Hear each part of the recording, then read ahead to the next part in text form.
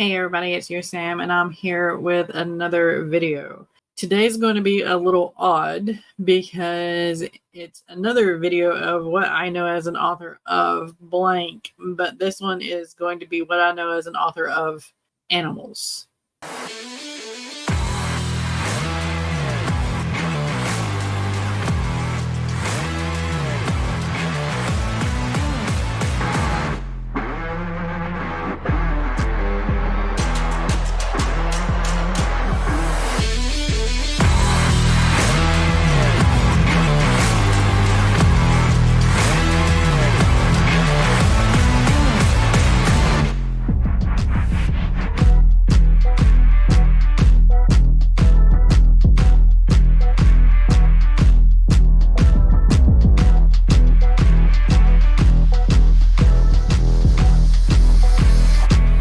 You're probably kind of wondering, well, every book has animals in it, but that's not necessarily the case. And if you've watched any animation with horses in it, and you know that horses' legs aren't supposed to look like that, and there's very few cartoons or animations that get the horse's body right, then you know that there is a special study that needs to go on whenever you write or draw animals. And yes, that is one of my pet peeves. I sometimes rage quit an anime because the horse's legs or the face or the body is just so wrong, and I'm like, I can't. Now, I have loved studying animals my entire life, so my knowledge base is not completely 100% because I'm an author, but I have studied some different things about animals because I'm an author. My love for animals bled into my first time into college. I wanted to be an animal behaviorist. What's that? It's a person who studies animals, literally, all the time, 24/7. It's basically the psychologist or sociologist mixed into one, but for animals. We study how they react to their environment. We study how they react to each other, how they have relationships, how their instincts work and are triggered, and all that stuff. That is animal behavior. And with that came a huge knowledge base. I had zoology, I had herpetology, I did all the things in college. I even took wildlife rehabilitation classes.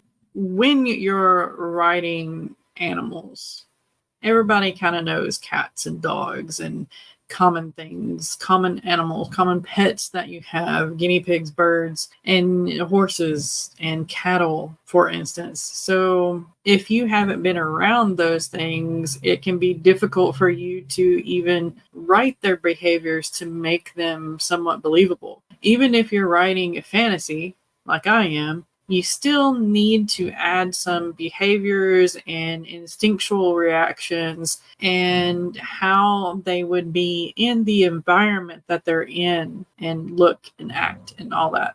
It takes a bit to study that. Who would think that the snoring dog in the background would be in every single video? And if you're writing a character who is a pro gamer or YouTuber or something like that, how does that affect their job? And what kind of dog makes that snoring noise that would be picked up by the microphone? That's the dog that your YouTuber needs in your book. The bulldog nose. That's all you need. You just need to look for a smushed up nose or a short nose even.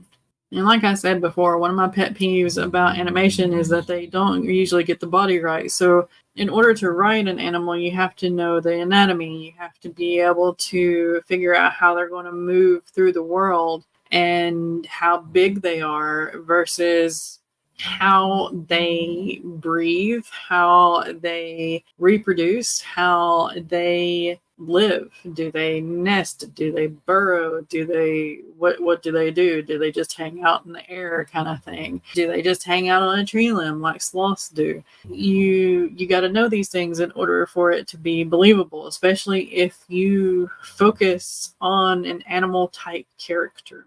So I've taken the knowledge that I have gathered my whole life and the knowledge that I gathered in college because of animal behavior major. And I have combined all that and done even more studies. Like I said, you've got to know a lot of things. And I'm no hero, for instance. I have a race called rogues. And rogues are broken up into different types or different tribes. And one of them is a lizard type tribe. Another one is a bear. Another one is bird or avian type. And another one is cat-like, and so on and so forth. I know for a fact that lizards do not usually breathe out of their skin. That is their close cousins, so to speak, amphibians. But I know that in I'm No Hero, I kind of wanted a couple of the lizard type tribe to breathe through their skin. What does that do for clothing? What does that do for them being in this part of the world versus that part of the world? If you have an animal that breathes through its skin, is it covered in mucus or is it in a bubble type thing? Do they have certain clothing that they wear that allows them to breathe out of their skin easily? Their environment has to be oxygen or whatever gas that they breathe in order to facilitate their bodily functions, heavily laden. So if you were here on Earth and you breathed out of your skin and you used oxygen like we do, you would need an environment that was oxygen laden, but not too much, because you could technically drown yourself in your own environment. You have to find that balance. And yeah, that's probably going way too far in and putting your finger on several different dots, but that's something that you have to think about as a writer. You need to know what your characters are going to come across in these environments and how they're going to defeat it if it's an enemy, or welcome it into their party if it's a friend, and how that being is going to travel from their environment that they grew up in, that they know that they can survive in, into another one. So it's kind of like going from wetlands to desert, if that is how your characters are traveling. And that's just one example. That's one type of research. Others is, how does a bear's fur help them? And then you get into the different types of bears. And those different types of bears have different types of fur because of their environment. Little caveat here. Take it from me. If you are building your world and you build your world first, build your environments out before you do your characters, because your environments are going to help you build those characters and the different things that they need. Nadasha and I'm No Hero is in a very forested, mountainy area, much like the area I grew up in. It's green and luxurious, and there's rivers and there's deep caverns and things like that. What animals can survive there? What animals are needed for the humans or your main species to survive there? How do they adapt? How have they adapted throughout time?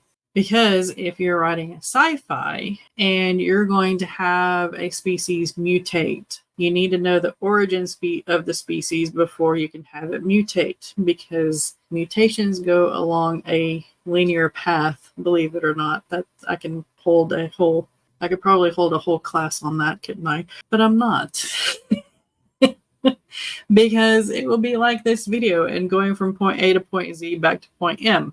So yes, what I know as an author of animals is vast, but by all means, I'm going to say this over and over again, I am not an expert. It's just I go down rabbit holes. And why do rabbits go down holes, by the way? what in their behavior makes them burrow? There's questions that you need to think of whenever you're adding an animal or animalistic species to your writing. You've got to think about their instincts. You got to think about their environment. How do they survive in their environment? What are their bodily functions because of the environment? Lots of things to think about, lots of things to study up on. And if you're a writer of fantasy, like I am, once you have this knowledge base, the playground that you have is amazing. For instance, I have a creature called the white bee. And you may think, it's like a bumblebee. It's white. No, not really. The white bee is a big fluff ball, and it is difficult for it to fly. Therefore, it has bumblebee-like tendencies. But it also has these minute hairs that look a lot like antennae, but they're all over the body. What is that used for, you may ask? Well, because it is difficult for them to fly, they have to have little adjusters. So those hairs not only work as kind of rudders, so to speak, but they also have nerve systems in them so that the bee can realize that they're getting close to something before they run into it and damage their body. That's the white bee. And they don't live in a very rainy area because that would lay them down even more. It's not really all that humid because that would weigh them down more when that fur gets wet. It's a moderate area that they live in. The white bees technically live off of sap instead of nectar. Another thing that the little hairs help them with is whenever they are digging into the bark of a tree, the little hairs let them pick up on different movements around them. Therefore, they know when a predator approaches or something like that. They don't have very good eyes. And the eyes that they do have, their vision is very, very narrow. Why? The fur. See how cyclical that can be? You can go down the rabbit hole about one little species. Anyway, thank you for watching. I hope this was entertaining, and I hope this also helped you. If you are a drawer, please, please, please, please study a horse before you try to draw it. Be kind to one another out there. Be kind to yourself. Keep writing, keep reading, keep being creative, and I will see you next time.